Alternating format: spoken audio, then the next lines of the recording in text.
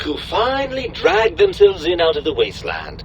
And where have we been, Crawling through pits of radioactive muck again? Ah, lovely. Figured that out, have we? Would you like a cookie? Well, that's a fine how do you do. Me, quote, Dick, unquote. As if I'm the one responsible for the way you carry on gadding about the wastes. I'm not the one that makes us clamber around Technus-infested ancient vaults or go charging off to New Vegas on missions of ill-conceived revenge. And have we forgotten who got us shot in the head and buried in a shallow grave? Do you think I enjoyed that little moment? I most certainly am not. I am the seat of all reason and logic in our little partnership. All those feelings that motivate you, that sense of righteousness and that rush you get when you help someone, do you know where those come from? Glands. They come from glands. Free of the tyranny of your ape-like and primitive endocrine system, I can see how foolish your motives are.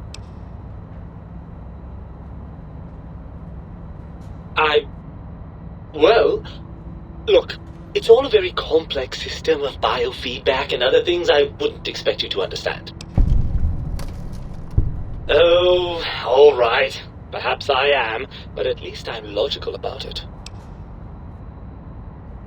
I'm not going to lie to you. The prospect is definitely not that appealing. Look at it from my perspective. Here I have peace, quiet, and safety. Well, barring the odd rogue scorpion.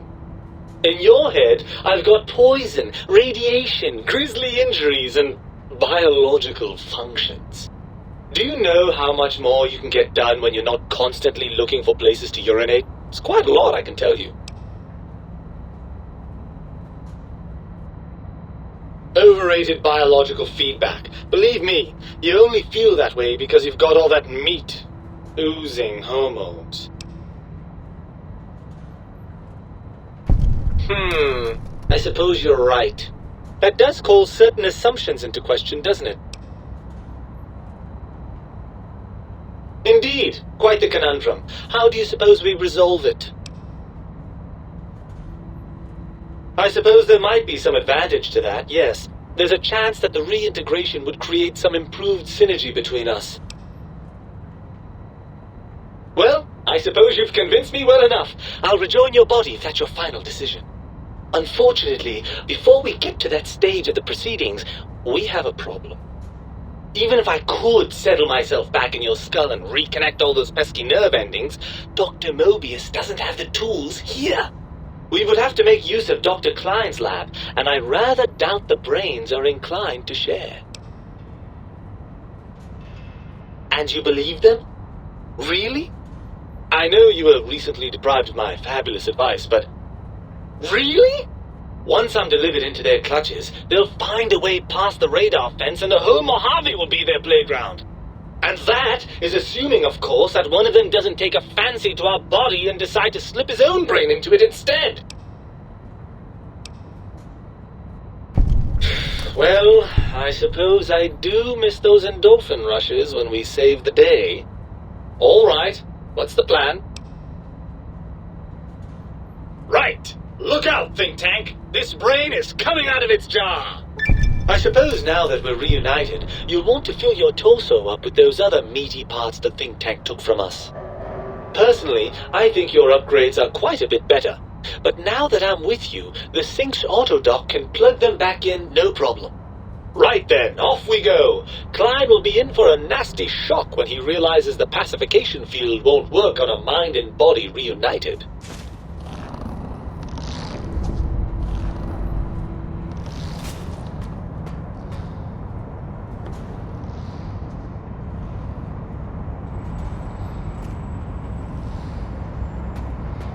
I do so love integers. Oh, I see you and your brain reached a compromise. How pleasant. I hypothesized after the indignant frequencies my receptors had recepted, such a partnership-based conclusion would be low on the likely scale. If I recall, I had a plan that was working, whatever it was. I don't think it reached fruition. I would recall fruit if it had happened. I wasn't trying to kill them, just keep them out of trouble. What was that plan? Blast. I probably wrote it down on the floor somewhere. That will be difficult. It would be like fighting 5 scaled-down versions of me that have better depth perception. And they have an arsenal of vivisectors, brainial beams, and a rather nasty ray that can make your atoms do a happy dance. If you could survive those highly improbable odds and ends, then deceasing them is definitely an option. Although I doubt killing them would do anything except make you feel better. Or let you brag to other humans about your primal violentness. Well, you could try and appeal to their humanity. That's a tired cliche. And really, when they were humans, they weren't very good humans. Well, there's many things they have forgotten, sitting in their bowls. Friendship, the thrill of discovery, love, masturbation, the usual. Much like your brain, I am certain there is something you can spark within each of them. Memories, hormones. A wise man once said, "The eyes do more than see. Make them see, if you can. Or, if not, you can always make them succumb to fear." It certainly worked for me, for a time. Then you came along, and bravery and/or desperation trumped that little idea. Back to the drawing board, I suppose. Or is this the end? Hard to tell. Oh, tell them I'm still alive. We had a nice chat, and we agree on a few things. That's true, isn't it? Or you could kill me and lie about it. Either way, it would be interesting. And if you are partial to lying and deception, well, you could tell them a ludicrous lie. The more over the top, the better. That's my experience. They're more than a little gullible. Better make it convincing, though, or it'll be the dissection table and vivisectors for you. And if you speak of me, please try and make me look good. I am Dr. Mobius, after all, not some lab assistant teacher's aide. Why, of course you can. I am well versed in the science of sharing. Well, when not chemmed out of my sphere.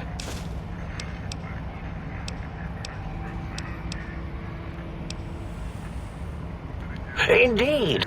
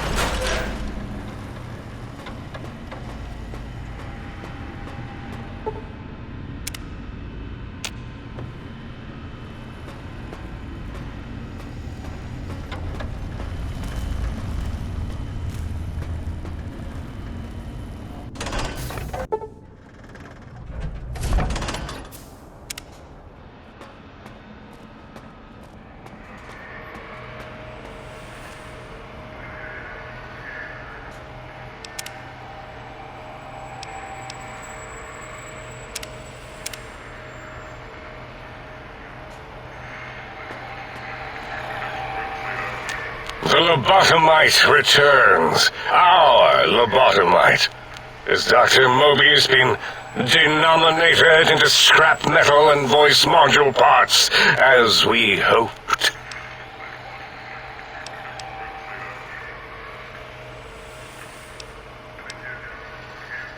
I recommend watching your tone with me, lobotomite.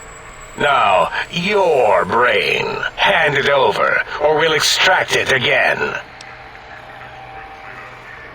And what could we possibly have to speak about? You have the brain, we have the technology. All you must do is surrender. With it, we can finally leave this place. I cannot tell you how boring this place gets, chopping up the landscape and everything in it. And we have so many questions to ask your brain first.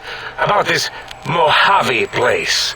A fertile testing ground for our experiments. That is the most insane thing I've ever heard.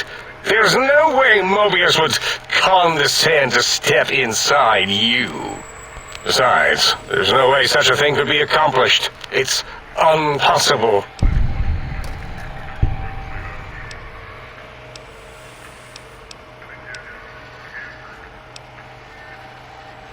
A fight?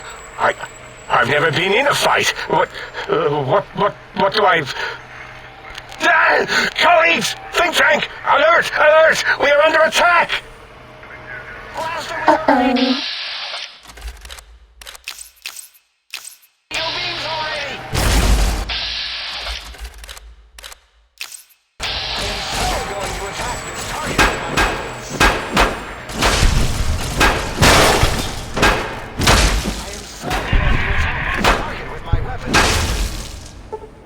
I am so going to attack this target with...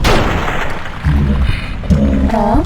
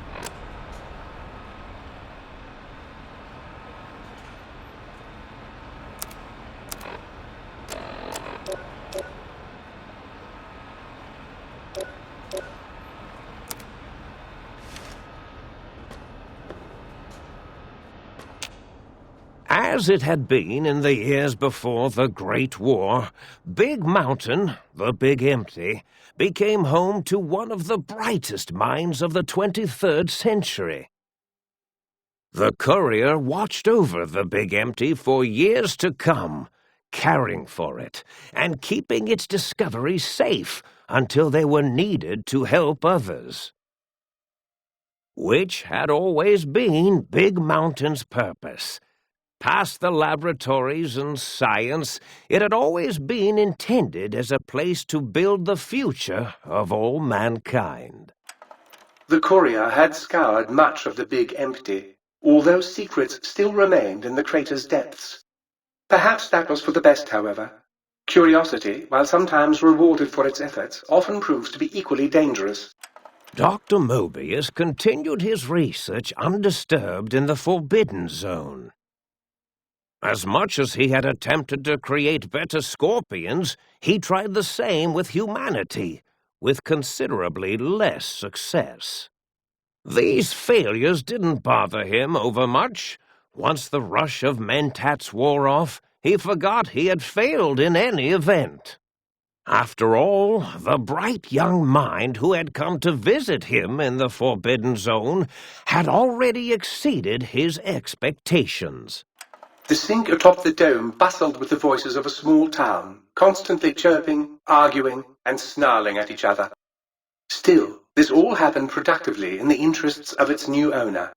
The Sync Central Intelligence Unit discovered, despite its inversion code, it was comforted by the sense of community the other personalities gave it. The Biological Research Station, obsessed with seeding everything in sight, requested a transfer to the X-22 Botanical Garden, so that it might, in its own words, sensually fertilize the garden's smooth contours.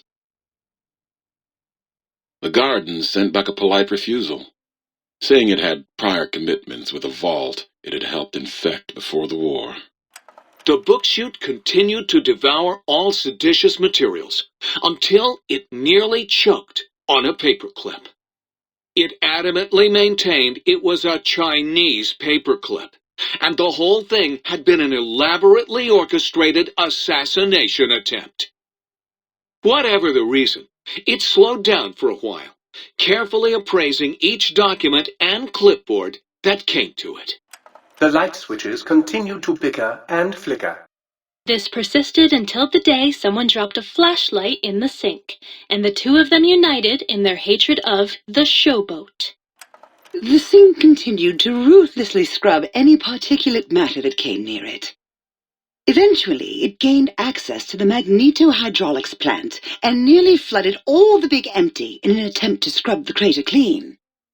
Once it learned of the innovative toxins plant, however, it gained new purpose. It sought to develop antitoxins to flush into its drains and counteract the poisons bleeding into the soil. The toaster continued its psychotic spree, reducing all appliances in range to scrap electronics and spare parts. After one of its more psychotic episodes, however, the other Sync personalities decided enough was enough and dumped the toaster in a bathtub. Sparking and hissing, the toaster swore its enemies would rue the day when they had bread and no way to toast it. Muggy did his best to collect coffee cups, although in his quest, he accidentally trapped himself in Higgs Village. It might have been the end for poor Muggy. Except he found it peaceful there, tidying up the kitchens of the think tank professors back when they had been flesh and bone. Well, except for Dr. O, who was an asshole for having created Muggy in the first place. Muggy left O's house deliberately dirty, punishing the dishes and cups that lived there in blind revenge for serving Dr. O. Blind-eye old Jefferson eventually discovered a new sound. Silence. It only made him more filled with the blues than before.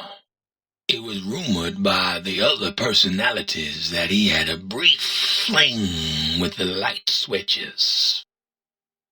Although he forgot their names much too often and was soon left in the dark as punishment. Autodoc, always gentle and methodical, kept sewing up the courier in all the right places when the skin split open from repeated wear and tear. The Autodoc was just glad to have purpose again.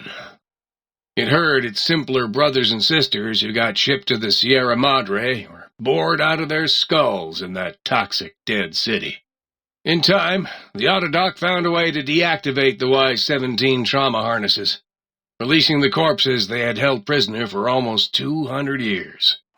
As the courier made his way through the X-8 facility, the computers analyzed the test subject's movements.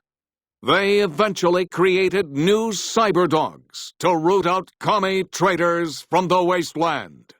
Traitors like Betsy Bright, Richie Marcus. Although they couldn't seem to find any commies, so they turned on themselves, howling sonic barks that echoed miles across the landscape. The infiltration program in X-13 continued to scan for the subject and the stealth suit prototype long after the test was over. Frustrated and unable to find its lost technology, X-13 expanded its network of laser tripwires, sensors, and robo-brains out across Big Mountain. This glittering blue light beam forest cleanly bisected anything that entered its depths, slicing them into small segmented parts for easy disposal. The courier, organs intact, continued onwards, a little less heavy of step, but with all the organs in the right places, as they should be. After all, brains can develop a life of their own when left to their own thoughts, and the courier's brain was more clever than most. The think tank basement, filled with the lobotomized robotical frames of the doctors, now served as a graveyard. The monitors had recorded the battle in its entirety, including the think tank's final, shrill, terrified screams, whimpers, and pleas for mercy. They broadcast these humiliating last moments as a warning to anyone approaching the perimeter that other smarty pants were not welcome. The courier was the inheritor of the Big Empty, and there was room for only one will in the halls of the think tank dome. There is an expression in the wasteland, old world blues. It refers to those so obsessed with the past they can't see the present, much less the future, for what it is. They stare into the what was, eyes like pilot lights, guttering and spent, as the realities of their world continue on around them. Science is a long, steady progression into the future.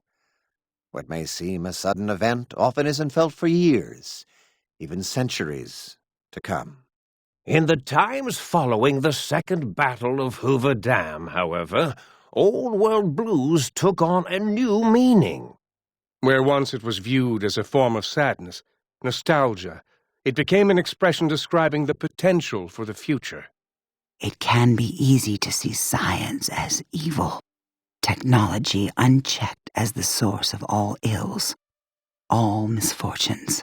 With the courier at the helm, science became a beacon for the future. There was old world blues, and new world hope. And hope ruled the day at Big Mountain. We could say more, but the stories in the Big Empty speak for themselves. Now armed with the transportal ponder, the courier could return to the dome at any time and crack open the secrets of the Big Empty one by one.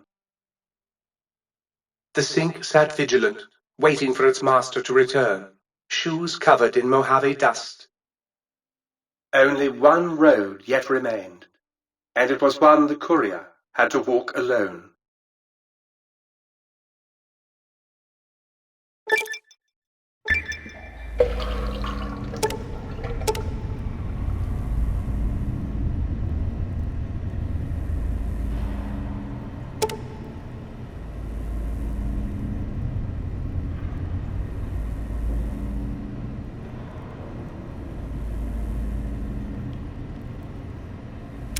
Huzzah, sir! Huzzah! Huzzah, sir!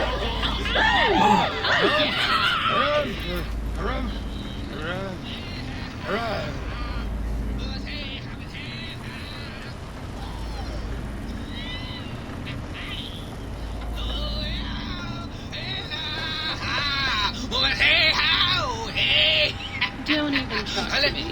I've seen you with her.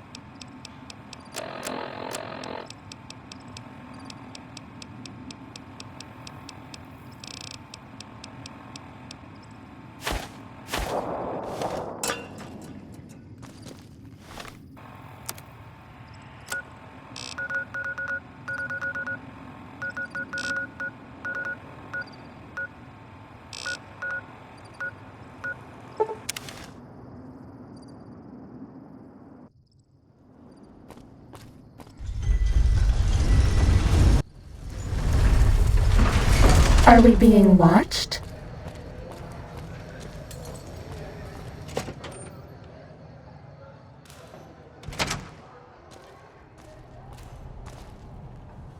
The Legion is bad enough. The last thing we need around here is even tougher NCR Ranger thugs coming along. Hey, what can I get you? Take a gander.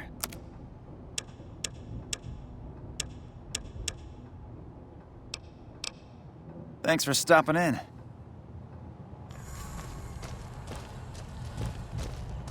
Welcome to Mick and Ralph's. If you need guns, I'm your man.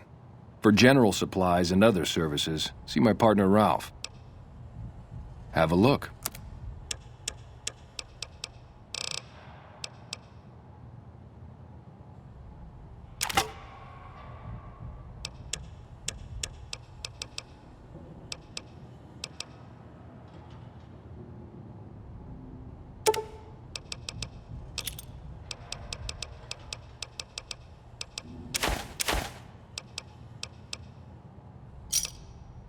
Give me a shout if you need anything else. Sure, let's see what you've got.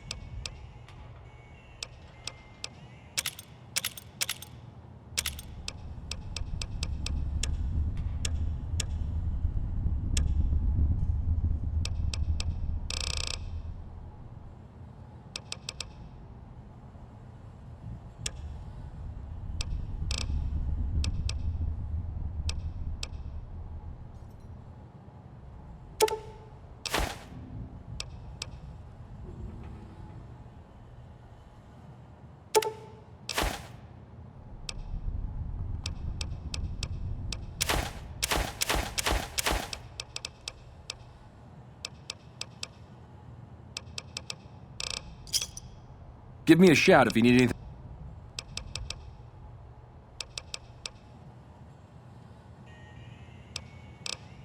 Come back and see us soon.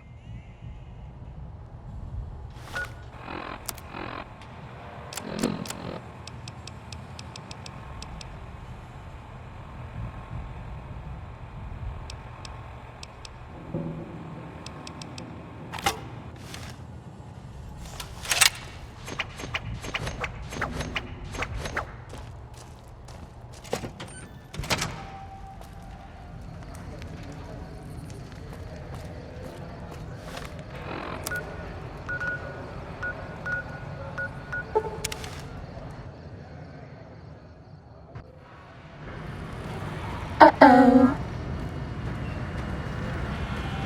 Exterminate.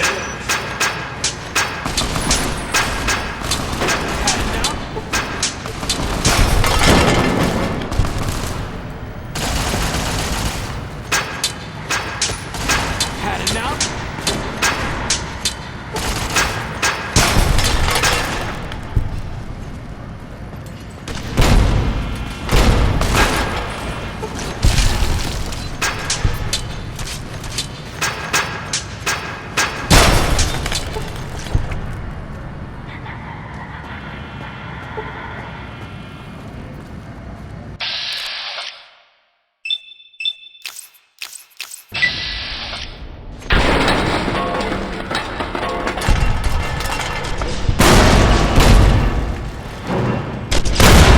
I can't give you anything for that injury.